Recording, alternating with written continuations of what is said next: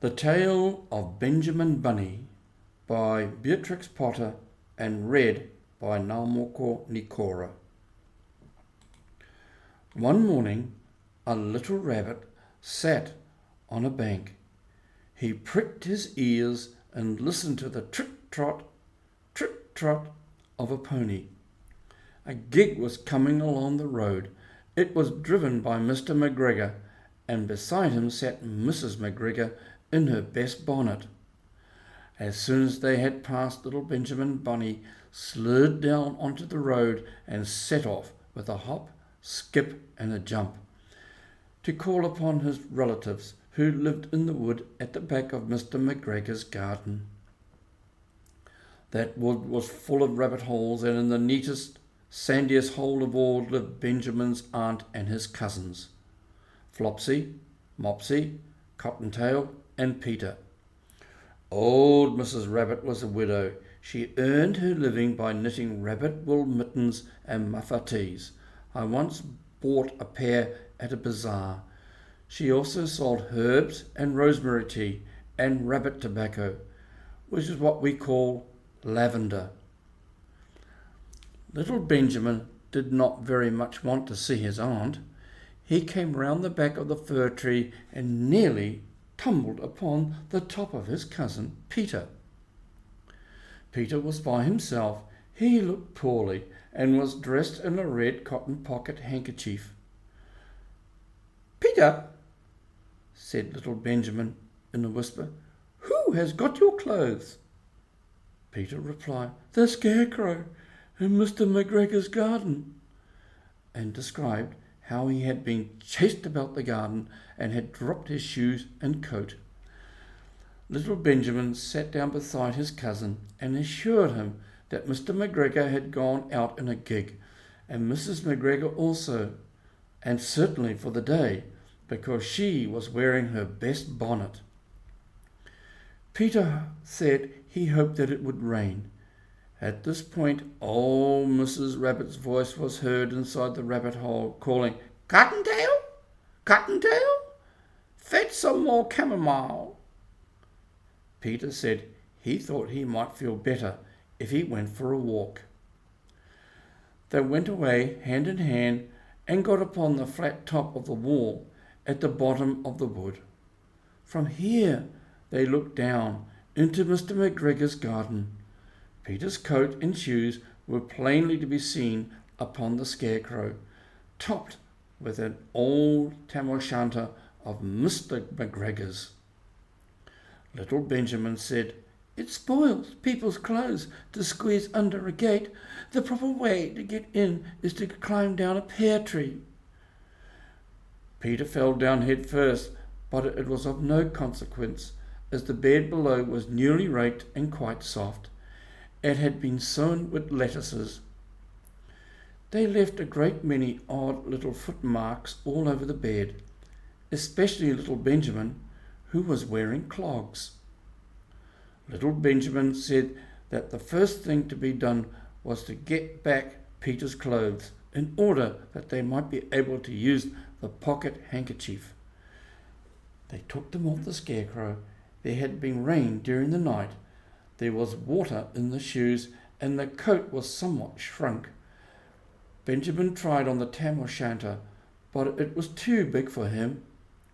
Then he suggested that they should fill the pocket handkerchief with onions as a little present for his aunt. Peter did not seem to be enjoying himself. He kept hearing noises. Benjamin, on the contrary, was perfect at home and ate a lettuce leaf. He said that he was in the habit of coming to the garden with his father to get lettuces for their Sunday dinner. The name of little Benjamin's papa was old Mr Benjamin Bunny. The lettuces certainly were very fine. Peter did not eat anything. He said he should like to go home. Presently he dropped half the onions. Little Benjamin said that it was not possible to get back up the pear tree with a load of vegetables. He led the way boldly towards the other end of the garden.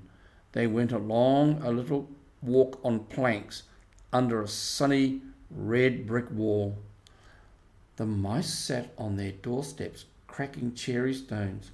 They winked at Peter Rabbit and little Benjamin Bunny. Presently, Peter let the pocket handkerchief go again. They got amongst flower pots and frames and tubs. Peter heard noises worse than ever. His eyes were as big as lollipops. He was a step or two in front of his cousin when he suddenly stopped. There, in front of them, was a cat. Little Benjamin took one look, and then in half a minute, less than no time, he hid himself and Peter and the onions underneath a large basket. The cat got up and stretched herself and came and sniffed at the basket.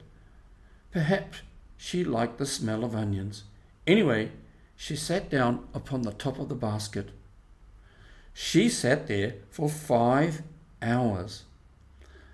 I cannot draw you a picture of Peter and Benjamin underneath the basket because it was quite dark and because the smell of onions was fearful.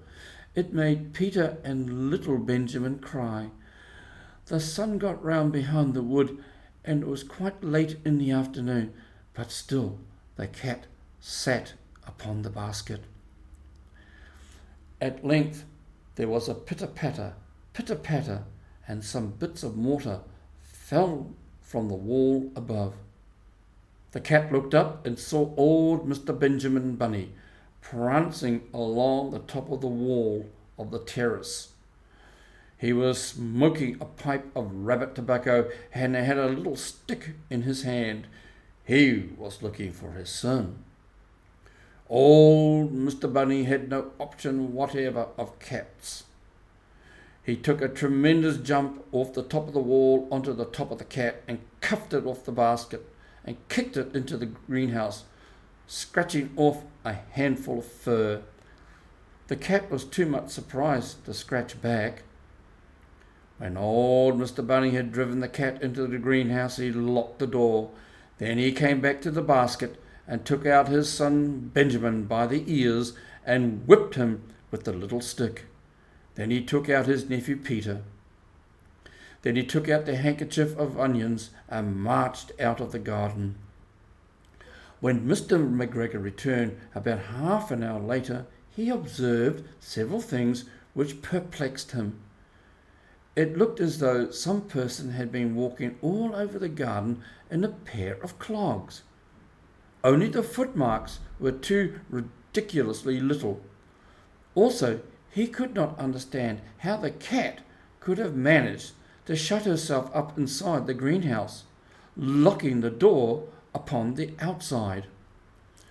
When Peter got home, his mother forgave him because she was so glad to see that he had found his shoes and coat. Cottontail and Peter folded up the pocket handkerchief, and old Mrs. Rabbit strung up the onions and hung them from the kitchen ceiling, with the bunches of herbs and the rabbit tobacco. That is the end of the story of the tale of Benjamin Bunny. Thank you for listening.